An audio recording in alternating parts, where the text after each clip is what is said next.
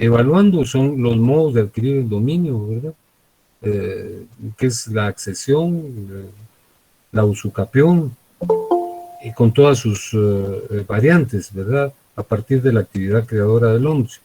Digamos, en la accesión de inmueble a inmueble, pues vamos a preguntar, ustedes ya tienen los cuestionarios, la abulsión, la aluvión, la mutación de cauce, la formación de isla, en el caso de la accesión de mueble a mueble, la edificación, la plantación y la siembra, y en relación a la accesión de mueble a mueble, la junción o conjunción, la especificación y la conmixtión, mezcla o confusión.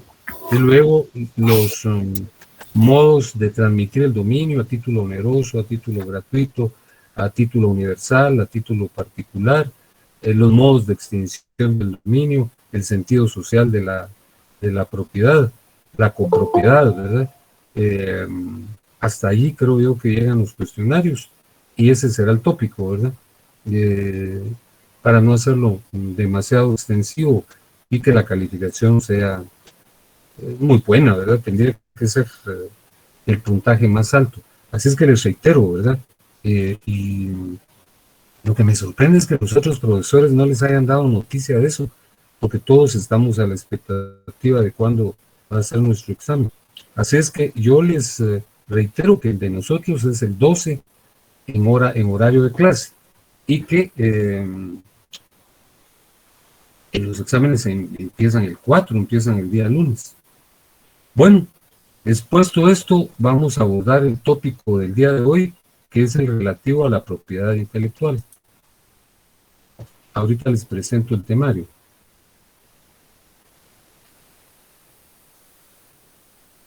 Ya lo tienen a la vista, ¿verdad? Sí, licenciado. Licenciado. Muchas gracias. Bueno, fíjense que vamos a hablar de la propiedad intelectual, pero como preámbulo al abordaje de este tópico, yo consigno en el numeral 1, en donde dice la propiedad intelectual como una propiedad especial, consigno la diferencia que existe entre bienes corpóreos y bienes incorpóreos. Recordarán ustedes, espero que lo recuerden, que uno de los primeros asuntos que abordamos en nuestra clase, en el curso de Derecho Civil 2, fue la diferencia entre cosas y bienes. Y dijimos que las cosas son todas las entidades que se encuentran en torno al género humano, y que cuando esas entidades tienen dos características, la utilidad y la apropiabilidad, entonces se les llama bienes. Y luego empezamos a formular una clasificación de los bienes. Estudiamos la de don José Castanto Beñas. El primer criterio de clasificación formulado por Castanto Beñas es el que analiza los bienes desde el punto de vista de su naturaleza. Y de conformidad con este criterio, hay bienes corpóreos y bienes incorpóreos. Los bienes corpóreos son los que, como su nombre lo indica, tienen cuerpo, tienen materia, tienen tangibilidad. Los vemos, los apreciamos a través de nuestros sentidos. Por ejemplo, un vehículo, por ejemplo, una casa, nuestro teléfono celular, nuestro código civil, el decreto ley 106. Estos son bienes corpóreos, porque tienen materialidad. Pero hay bienes incorpóreos, bienes que no tienen cuerpo, no tienen materialidad, pero existen. Y cuando estudiamos ese tópico, el de la clasificación de los bienes, y cuando abordamos lo relativo a los bienes incorpóreos, trajimos a cuenta para ejemplificar que la propiedad intelectual es un bien incorpóreo, como por ejemplo la propiedad sobre un poema. Un poema, una novela, un cuento, no tienen materia, ¿verdad? Ustedes podrían decirme, o yo mismo podría argumentar, no, pero eso no es cierto, ¿cómo que no tiene materia? ¿No están impresos en un papel? Si yo fui a comprar el libro y pagué por él, hasta me lo empacaron para regalo. Pero esa es una manifestación objetiva de una idea, porque yo puedo tomar el libro y destruirlo, y ahí no estoy destruyendo el poema, o el cuento, o la narración. Incluso podría comprar la edición completa y quemarla públicamente. Y ahí no estoy haciendo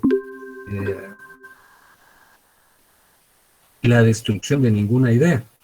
Fíjense que hay un cuento de Franz Kafka del que les voy a hacer mención seguidamente, de Franz Kafka, pero el cuento de Kafka es muy interesante. En este momento no recuerdo la denominación, pero es muy impresionante.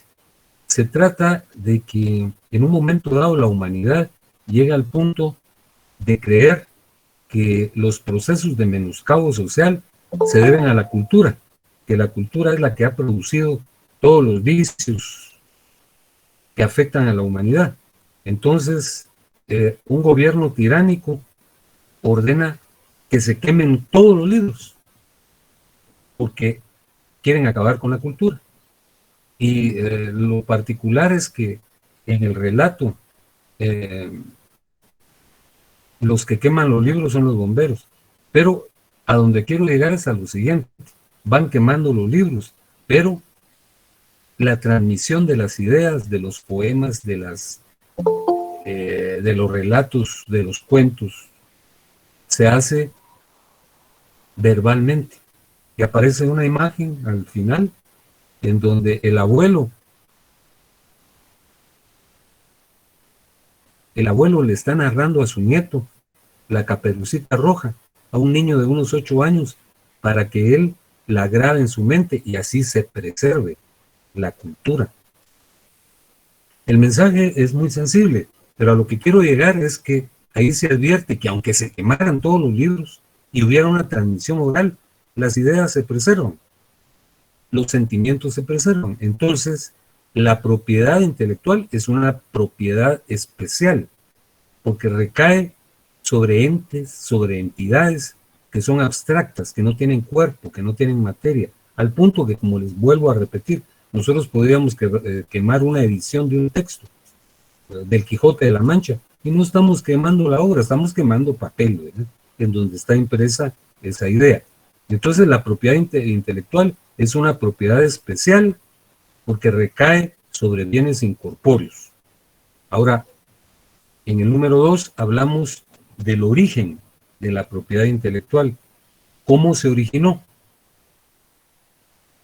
Fíjense que la propiedad intelectual tuvo su surgimiento con uno de los más grandes inventos que han ocurrido en el proceso de evolución de la humanidad, que es la invención de la imprenta. Parece que fuera un detalle intrascendente y ahora, pues, parece una futileza, pero no lo fue. Fue un hecho trascendental que cambió el destino de la humanidad. Fue la invención de la humanidad la que posibilitó la difusión del libro y con él la difusión de la cultura. Un impresor de Maguncia, Juan Gutenberg, fue el que hizo este invento. Con antelación, escribir un libro y difundirlo era una labor de titanes, ¿verdad? En primer lugar, prevalecía una incultura absoluta. Había un analfabetismo generado por la estructura sociopolítica de la época, ¿verdad? En la Edad Media se creían en fantasías, ¿verdad? Se creían en súcubos, en íncubos, en brujas, quemaban a la gente, ¿verdad?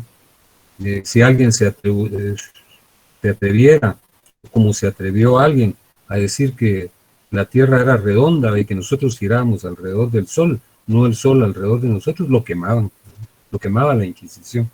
Entonces, la imprenta fue muy importante, porque a partir de ese momento, repito, se difundió la cultura. Imagínense ustedes, un libro manuscrito, lo tenían que escribir, ¿verdad? Eso no llevaba años, llevaba décadas, ¿verdad?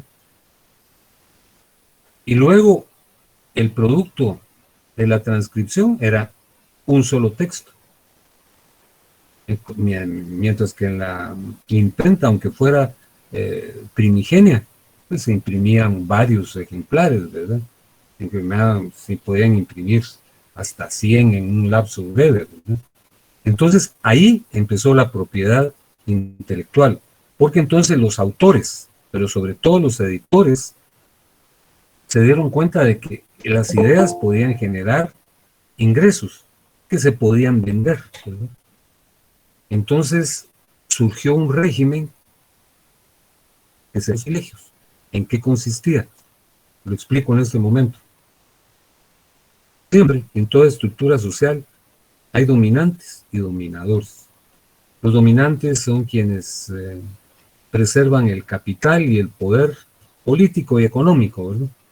Entonces, en aquella época, en la Edad Media, pues existían los señores feudales y todavía a finales de la Edad Media y en el principio de la Edad Moderna, habían familias, como ahora, ¿verdad?, muy poderosas, que dominaban el panorama social. Entonces, estas familias, estas personas poderosas, concedían lo que se llamaba un privilegio.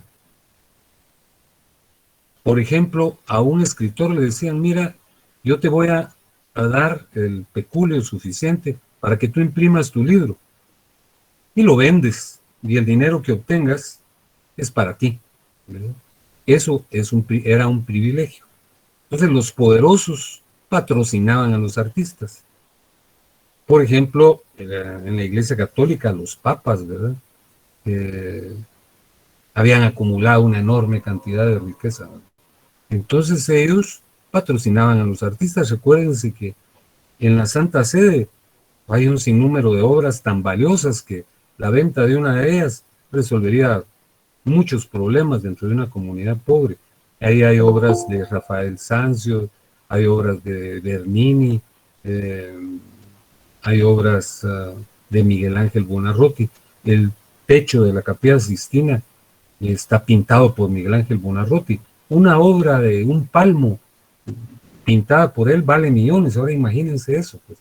Entonces, en esa época, con el poder que ostentaban los pontífices, concedían privilegios. Ellos patrocinaban a los artistas y les decían, mira, te voy a imprimir tu libro de cuentos o tu novela o tus relatos y tú los vendes, ¿verdad? Así te ayudo, te concedo ese privilegio. Y el primer privilegio que se concedió es el que aparece aquí señalado.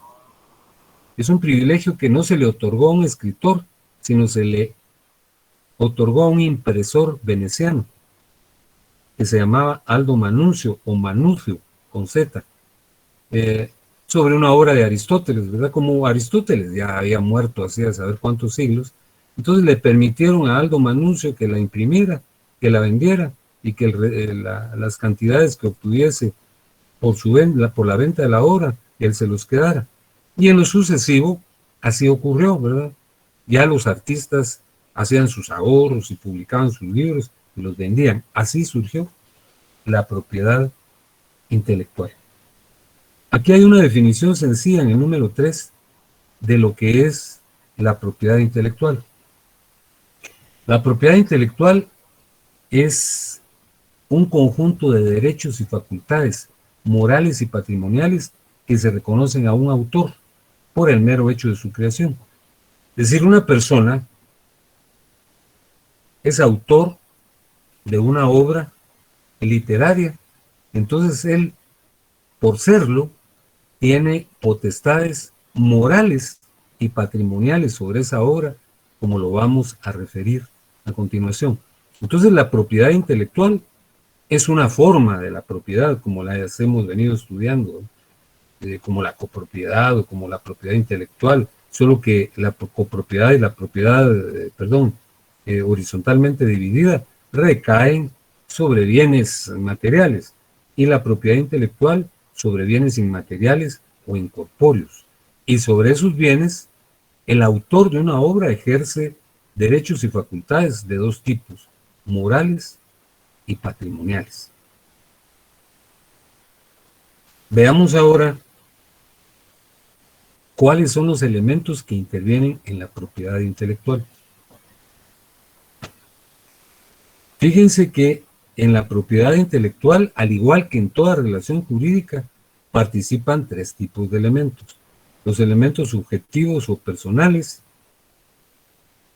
que son las personas que participan en la relación, los protagonistas de la relación. Participan también los elementos objetivos, el 4.2, y finalmente participan los elementos formales. Pero vamos a ir explicando uno a uno. Ya les dije, pues, entonces, o les recordé, que en toda relación jurídica intervienen elementos subjetivos o personales, elementos objetivos y los elementos formales. Fíjense que los elementos subjetivos, que son las personas que intervienen en una relación jurídica, en este caso, es una o pueden ser más, ¿verdad? En la relación de la propiedad intelectual interviene un protagonista, que es el autor. Así estamos hablando de una novela, de un cuento, de un relato, de un poema. La persona que ejerce esas potestades morales y patrimoniales sobre esa obra es el autor. Pero ¿quién es el autor? Aquí señalamos en el 4.1 que hay una ley en nuestro país regula los derechos de autor y los llamados derechos conexos. Así se llama precisamente, Ley de Derechos de Autor y Derechos Conexos, que es el decreto 3398 del Congreso. Entonces esta ley hace una referencia a lo que es a un autor en los artículos 5, 6 y 7, que los vamos a leer, están copiados textualmente de la ley. Repito entonces, el elemento subjetivo o personal de la propiedad intelectual es el autor. Y en el artículo 5 de la Ley de Derechos de Autor y Derechos Conexos se define qué es el autor. Entonces en el artículo 5 dice, autor es la persona física que realiza la creación intelectual. Solamente las personas naturales pueden ser autoras de una obra. Sin embargo, el Estado, las entidades de derecho público y las personas jurídicas pueden ser titulares de los derechos previstos en esta ley para los autores en los casos mencionados en la misma. Aunque se colige fácilmente del artículo que yo acabo de leer, recalco en algo fundamental. Autor en la propiedad intelectual solo puede ser la persona física. Ya recordamos que hay dos clases de personas, de las personas físicas, individuales o naturales, que somos los seres humanos, y las personas colectivas, morales o abstractas, que son las denominadas jurídicas. Entonces, autor solo puede ser la persona física, solo puede ser el ser humano. Solo él o ella pueden ser autores de una obra. Pero aquí dice en el artículo 5 que el Estado, las entidades de derecho público y las personas jurídicas pueden ser titulares de los derechos previstos en esta ley para los autores. ¿Qué quiere decir eso? Una persona puede escribir una obra y puede vender sus derechos. Hay una serie de obras en donde se advierte esa circunstancia. Yo les traigo a cuenta una de las más conocidas, que es los relatos sobre Harry Potter, aquel niño mago, ¿verdad? Una persona escribió inicialmente un libro, era una persona con talento literario, pero sin recursos. Entonces, inicialmente le cedió sus derechos a una casa editora, que los empezó a explotar. Pero como es que siguió escribiendo, hasta después vendió los derechos para películas, ¿verdad?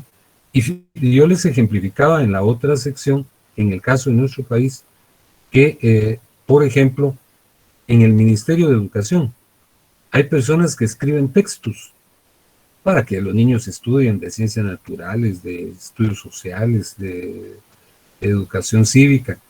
Entonces, ellos no son los que pagan la impresión, sino la paga el Ministerio de Educación. Y el autor le cede sus derechos por cierto tiempo. Entonces, esos son los derechos de autor. El autor solo puede ser la persona física o natural o individual, pero puede cederle sus derechos al Estado, a personas de derecho público o a personas jurídicas, ¿verdad? Fíjense que en el artículo 6 de este decreto al que yo estoy haciendo referencia, se lee lo siguiente: se considera autor de una obra, salvo prueba en contrario, a la persona natural cuyo nombre o seudónimo conocido esté indicado en ella, o se enuncie en la declamación, ejecución, representación, interpretación o cualquier otra forma de difusión pública de dicha obra. Cuando la obra se divulga en forma anónima o bajo seudónimo no conocido, el ejercicio de los derechos de autor corresponde al editor, en tanto el autor no revele su identidad. Entonces, ¿quién es el autor? Yo tomo un libro cualquiera y ahí regularmente aparece el autor, ¿verdad? Por ejemplo, tomo un libro de derecho.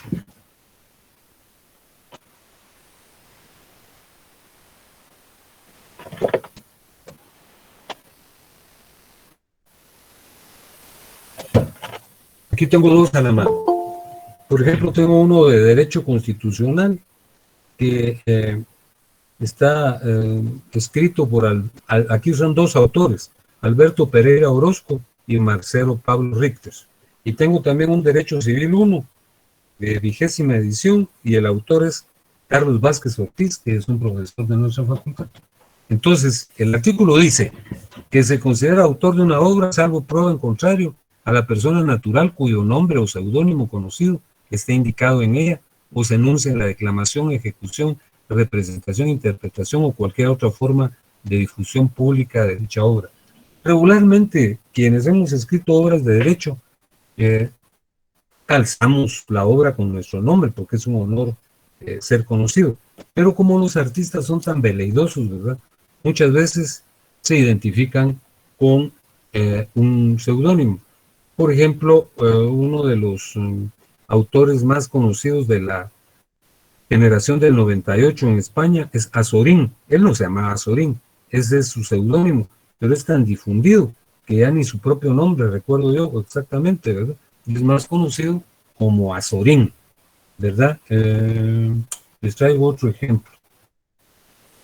Ay, no recuerdo cuál era el verdadero nombre de Gabriela Mistral, aquella famosa poetisa chilena, ¿verdad? Tenía un nombre realmente extraño, pero ella se puso Gabriela Mistral, ese era su seudónimo, y así fue conocida hasta cuando ganó el premio Nobel, se le reconoció como Gabriela Mistral. Ay, tenía un nombre raro que no lo recuerdo, ¿verdad?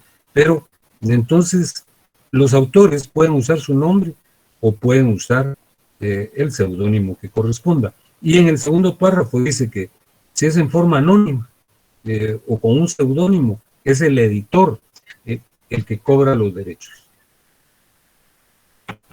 Y en el artículo 7 se señala lo siguiente: los derechos sobre una obra creada en colaboración corresponden a todos los coautores pro indiviso, salvo convenio en contrario a que se demuestre la titularidad de cada uno de ellos, en cuyo caso cada colaborador es titular de los derechos sobre la parte de que es autor.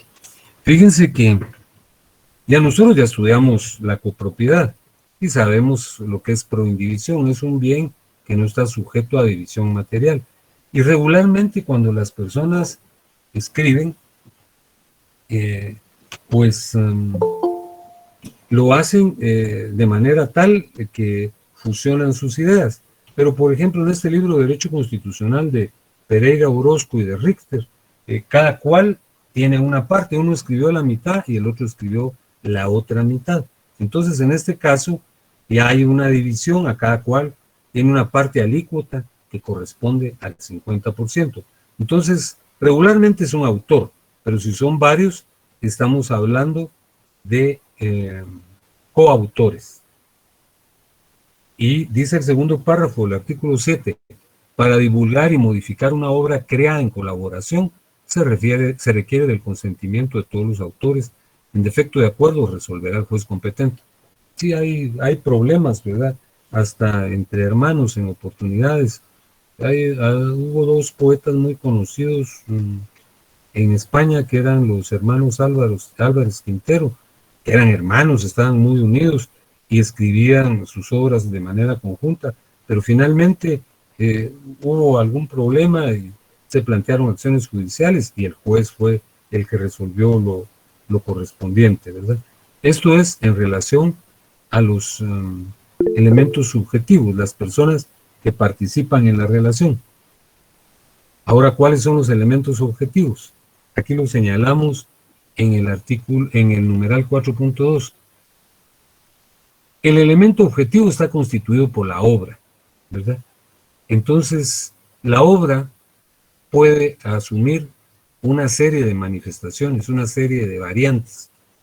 Yo les he hablado de poemarios, de novelas, de un libro de cuentos, pero como ustedes van a ver, en el artículo 15 de la ley que estamos señalando, que es la ley de derechos de autor y derechos conexos, ahí se hace un enunciado en el artículo 15 de todas las manifestaciones artísticas que pueden ser consideradas como obras. Les voy a leer el artículo 15, que dice: se consideran obras todas las producciones en el campo literario, científico y artístico. Quiere decir que una obra no solo puede ser poética, no solo puede ser lírica, no solo puede ser dramática, sino también puede ser científica. Un tratado de ciencias naturales o sobre arqueología, esa también es una obra, obviamente. Y aquí se hace un enunciado sobre las más conocidas, pero el mismo texto conlleva el sentido de que aparte de las enunciadas pueden existir otras. Dice: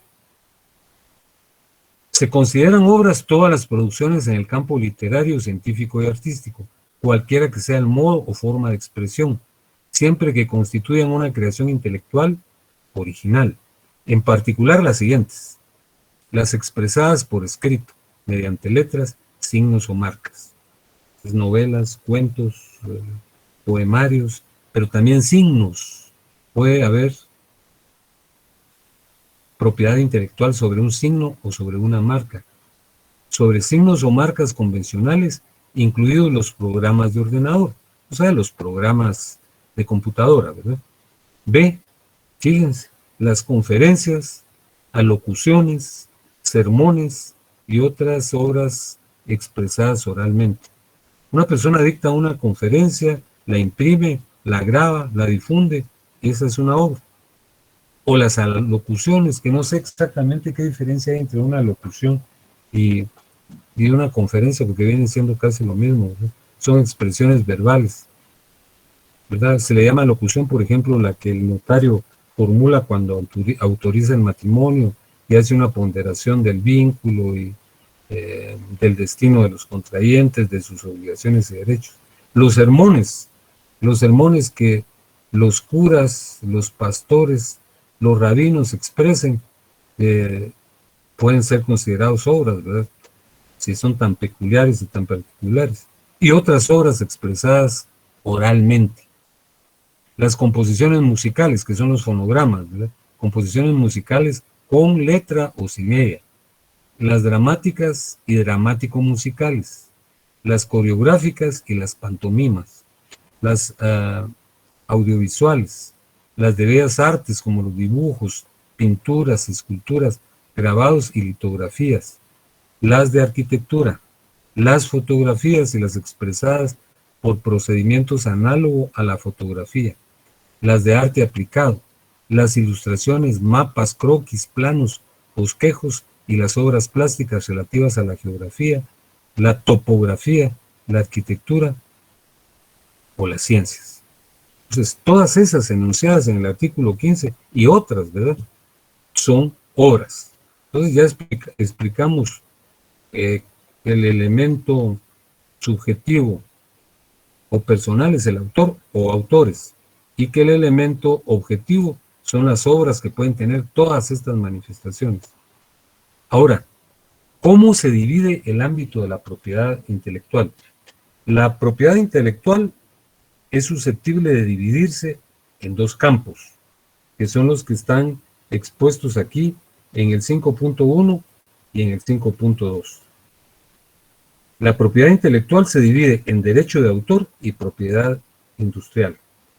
El derecho de autor, ahí dice que es el conjunto de preceptos legales que tutelan a los artistas, a los productores de fonogramas y a los organismos de radiodifusión ante la comercialización de sus expresiones creativas. Los artistas, pues es una expresión tan vasta, pero hablemos aquí de todas esas manifestaciones que ya señalamos, ¿verdad? Será una creación, una estatua, una pintura, una obra literaria, una canción, como se señala aquí, los productores de fonogramas y los organismos de difusión, las emisoras, ¿verdad? Que comercializan con ánimos de publicidad, son expresiones creativas, ¿verdad? Ahí ejemplificábamos en la otra sección una canción que creo que es de Productos Canes, creo que es que cantaban Abela Portilla y Aristides Paz, y todas las navidades lo ponen, ¿verdad? Entonces, esa también es una obra sujeta a un conjunto de preceptos que regulan su creación y su difusión y los derechos que se generan. Entonces, derecho de autor es el conjunto de preceptos legales que tutelan a los artistas, a los productores de fonogramas y a los organismos de radiodifusión. Mientras que la propiedad industrial es también un conjunto de normas, pero que regulan creaciones, pero no de la índole de las que ya señalamos, sino son inventos, ¿verdad? Son inventos aplicados a la industria y al comercio, ¿verdad? Así como los nombres comerciales, las indicaciones geográficas, los dibujos y los modelos industriales. Una persona realiza una invención, ¿verdad? Esa es propiedad industrial. Como por ejemplo, quien hizo la invención de una máquina de rasurar, o de la computadora, ¿verdad? O de la máquina de escribir, esa es propiedad industrial. Quien inventó la desgranadora, o un arado mecánico, ¿verdad? O los automóviles, ¿verdad? Son inventos. Entonces, esa es la propiedad industrial. Fíjense que las facultades que integran el derecho de autor son dos. Hay un derecho moral y hay un derecho patrimonial. El derecho moral se refiere a la tutela de la obra, que la obra no puede ser alterada bajo ningún aspecto, pero no se refiere a aspectos pecuniarios y patrimoniales. Aquí dice, ¿qué facultades integran el llamado derecho de autor? Lo integra el llamado derecho moral, que consiste en un conjunto de facultades extrapatrimoniales que le permiten al autor tutelar su obra de los atentados dañosos en contra de la misma. Entonces, ¿cuáles son esas conductas? En primer lugar, fíjense que decidir si la obra debe ser divulgada o no. Hace unos minutos les hablaba de Franz Kafka. Franz Kafka era una persona introvertida, una persona tímida, una persona de poca relación social, y escribió una obra maravillosa, pero su ánimo fue que no fuese divulgada, ¿verdad?, la obra. Hasta que él se murió, su amigo la publicó, ¿verdad? Y por eso es que nosotros conocemos de su excelencia. Y les ejemplifico algo más, ¿verdad? Todos hemos oído hablar de uno de los más grandes poetas románticos, que fue Gustavo Adolfo Bécquer. Pues Bécquer escribió su obra, pero se señala que parte de la misma, la que le inspiró Julia, él le escribía poemas a ella, ¿verdad?, para ella, porque él estaba enamorado de ella, pero no quería que se divulgasen, por supuesto. Pero en un momento dado, ya muerto, creo que también el hermano de Gustavo Adolfo fue el que los publicó. Entonces, esa es una facultad del derecho moral. El autor, si quiere, publica, y si quiere, no, ¿verdad? O, como dice el 6.1.2, si él decide, por favor, apaguen el micrófono, quien lo tenga abierto, si fuera tan fino. O puede decidir si se publica y se difunde, se divulga con su nombre o con un seudónimo, ¿verdad? Hay tantas historias de los seudónimos, la del himno nacional de Guatemala es algo muy especial. Ustedes se recuerdan que la letra la escribió un poeta cubano, José Joaquín Palma, ¿verdad? Pero él no dio a conocer su nombre, ¿verdad? Hasta que se murió o estaba por morirse. Supimos que lo había hecho. Entonces, ese es otro derecho. Fíjense que es un derecho que se le reconozca como autor, pero esto cae de su peso, pues es lo normal, ¿verdad? Además, exigir el respeto a la integridad de la obra e impedir cualquier deformación o alteración. En la otra sección también les comentaba yo de una bella melodía guatemalteca en marimba de un compositor huehueteco que se llamaba don Gumersindo Palacios. Lágrimas de Telma es una obra muy especial, ¿verdad? Una belleza, una expresión clásica de marimba guatemalteca. Pero él produjo esa obra, pero no le escribió letra. Y con toda la buena intención apareció, el nombre no lo digo, un profesor de música que le hizo letra, ¿verdad? Y la grabó con la letra que le hizo a la música de don Gumersindo. Esta otra persona le añadió la letra. Y don Gumersindo lo demandó, ¿verdad? Porque estaba deformando su obra. Ese es un derecho del autor. Y además existe otro derecho, es una excentricidad, retirar la obra del comercio, ¿verdad?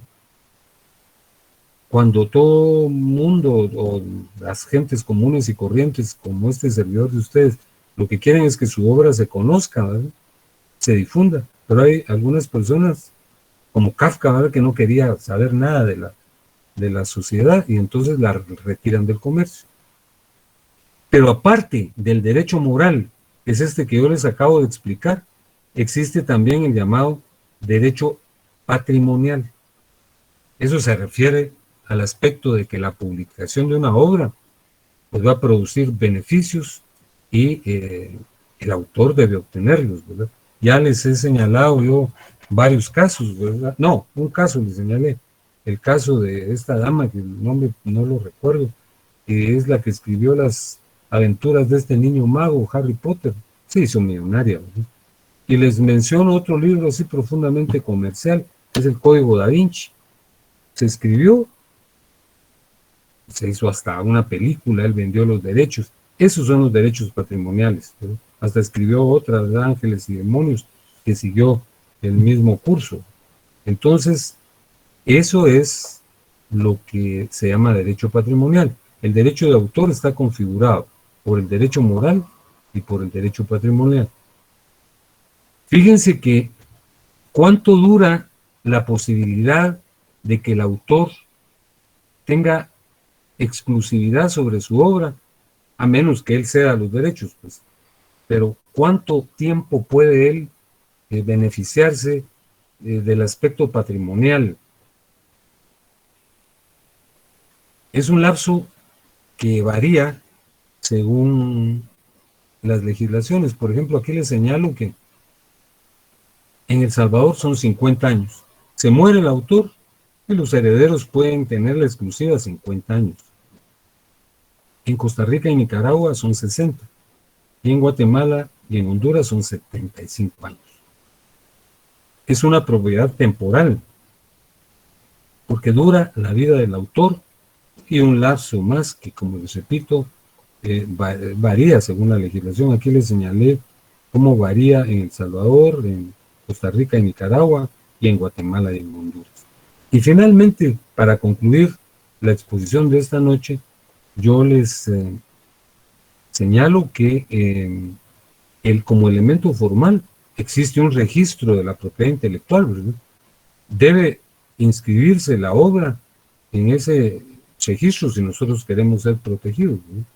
Entonces, está a cargo de abogados. Aquí les detallo que hay un registrador que tiene subregistradores, todos son abogados y notarios, colegiados activos, guatemaltecos, con 5 años de ejercicio profesional por lo menos. El departamento administrativo está a cargo de un secretario general. Las inscripciones en este registro son voluntarias, no tienen carácter constitutivo, sino declarativo. Pero en este caso, en caso de conflicto, es una prueba, ¿verdad? Si alguien escribe una obra y no la registra, y de repente aparece otro, un plagiario, y le inscribe su nombre, el plagiario tiene ya puntos a su favor porque ya la inscribió, y ese es un mecanismo probatorio. Fíjense que de esta manera estamos concluyendo la clase de hoy en la noche. No les voy a formular preguntas en este día, lo haremos hasta el jueves. Yo les quiero reiterar lo siguiente. Nuestro examen, el examen de Derecho Civil 2, es el día 12 de octubre, 12 de octubre, a la hora de clase. En esta sección empieza a las 19 horas. Como ya tienen ustedes su cuestionario y los tópicos que yo les he relacionado al principio, son los que van a ser motivo de evaluación. El propósito es, lógicamente, ¿verdad?, en buen sentido, que se obtenga el mayor punteo. Lo ideal es ganar la consona, ¿verdad? Pero si no se puede, pues aproximarse para quitarnos pues un peso de encima, ¿verdad? Porque así podemos destinar nuestro tiempo a otra clase o dosificarlo. Pero ese es el tópico. Y se los recalco porque, como se los decía al principio de clase, sorprendentemente, a mí sí me sorprende, el calendario no ha sido publicado. Y algunos de ustedes me decían que no saben que los exámenes empiezan el lunes de la semana entrante.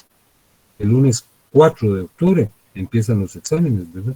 Y también me sorprende que los profesores no se lo hayan hecho notar, ¿verdad? Porque así tienen ustedes el lapso para adecuarse, para planificar su actividad y para estudiar.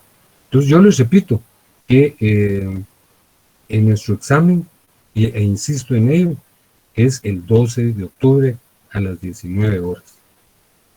Bueno, yo les platicaré el día jueves venidero sobre el siguiente tópico, que es la propiedad industrial.